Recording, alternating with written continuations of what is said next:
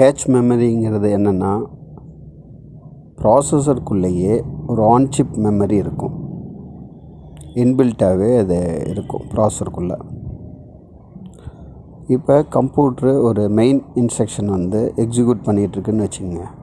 அதாவது process பண்ணிகிட்ருக்கு. Process பண்ணிகிட்ருக்கிறப்பயே இன்னொரு instruction வருது. ஸோ அந்த இன்ஸ்ட்ரக்ஷனை ரிஜெக்ட் பண்ணாது. அந்த இன்ஸ்ட்ரக்ஷன் ரிசீவ் பண்ணி டெம்பரவரியாக ஒரு மெமரியில் ஹோல்டு பண்ணும்.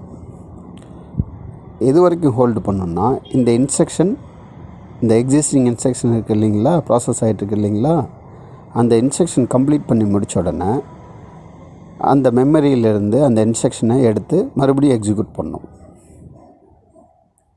இதனால் சிஸ்டத்தினுடைய பர்ஃபார்மன்ஸு இன்க்ரீஸ் ஆகும். ஸோ கேட்ச் மெமரிங்கிறது டெம்பரவரி ஸ்டோரேஜ் மெமரி தான். இது SRAMனு சொல்லலாம், ஸ்டாட்டிக் ரேம்.